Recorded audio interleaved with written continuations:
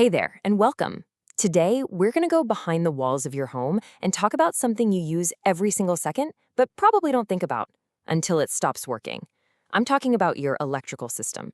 And if you live in an older house, what you can't see could be a really serious risk. So, let's get right into it. First off, let me ask you something. Have you ever seen this happen? You turn on the microwave and suddenly the kitchen lights do this little dip, or the AC kicks on and everything flickers for a second. It's super common, right? But it might be more than just a little quirk. It could actually be your house trying to tell you something really important. You see, these little annoyances, they can actually be warning signs of a much bigger problem hiding inside your home's electrical lifeline. The system that was totally fine decades ago is now under a kind of stress it was never designed to handle. And understanding that stress is absolutely key to keeping your home and everyone in it safe. Now for this explainer, we're going to zero in on Southgate, California. Why?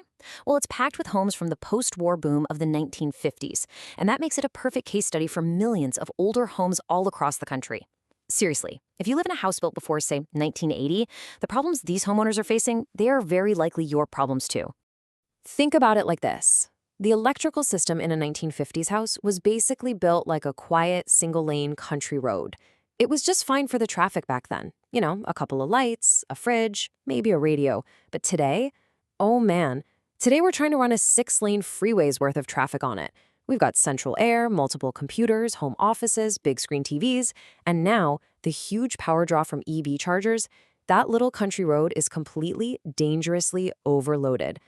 So what happens when that system gets overloaded day after day? Well, that's where we meet the ghosts of wiring past, all the outdated and flat-out dangerous parts that could be lurking inside your walls at this very moment. Okay, first up is a big one, aluminum wiring.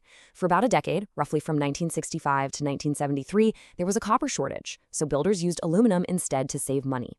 Here's the problem, though. Aluminum expands and contracts with heat a lot more than copper does. So over the years, those connections at your outlets and switches get a little bit looser, and then a little looser. And that looseness creates heat and sparks. It's a massive fire risk. And it's not just the wire itself. You might have a 60-amp electrical panel, which is just not enough for a modern home. Or maybe you still have a fuse box. That's like having a car with no seatbelts or airbags. It's ancient technology. And if you see those old two-prong outlets, that's a huge red flag that your system isn't grounded. Grounding is what protects you from electric shock and saves your expensive electronics from getting fried. It's not optional, it's essential. This quote right here just nails the whole issue. We get used to the little quirks in our homes, don't we? We just dismiss the flickering lights or that one breaker that always seems to trip. But these are not quirks. They're symptoms. They're critical warning signs. So it's really important to know what these symptoms are actually telling you. If your breaker trips all the time, your system is screaming that it's overloaded. If you smell something burning or an outlet feels hot, that means something is actively overheating and maybe even melting. And if you ever hear sparking or buzzing sounds, that is an emergency. That's your electrical system begging for help. Okay, I know, that was a lot of scary stuff. But here's the good news. All of these problems can be fixed.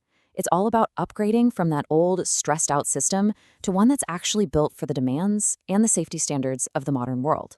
And the new magic number is 200 amps.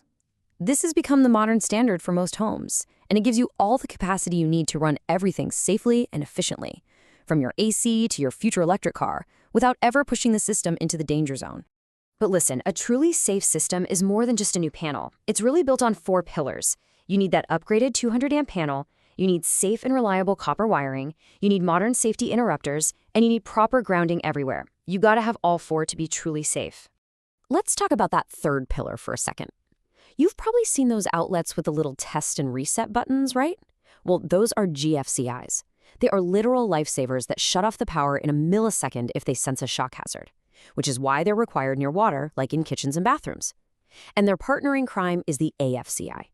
That's a special kind of circuit breaker that can actually detect dangerous sparking inside your walls and shut things down before a fire can even start. So, how can you take all this information and use it in your own home? Well, this next part is all about decoding the messages, a practical guide to help you listen to what your house might be trying to tell you right now. Let's connect these dots one more time. That weird buzzing from your electrical panel, that's not normal. It could be a breaker that's about to fail completely. A switch or an outlet that's warm to the touch, that's a fire hazard just waiting to happen. And that bizarre fishy or plastic burning smell, that is literally the smell of wire insulation melting. These aren't minor issues, they are direct, clear warnings. And all of this brings us to our final and maybe the most important point of all. When it comes to electrical safety, it's not about how old your house is. It's about how old its technology is. Here it is, the key takeaway. A house built in 1950 can have a brand spanking new electrical system if it's been upgraded correctly. And at the same time, a house from 1985 could be a ticking time bomb if it's never been touched. The age that matters isn't when the foundation was poured, it's the last time the wiring was brought up to modern safety codes. And that really just leaves us with one last question for you to think about. This isn't just about being safe today. It's about being ready for what's coming tomorrow. Our lives are only going to get more electric.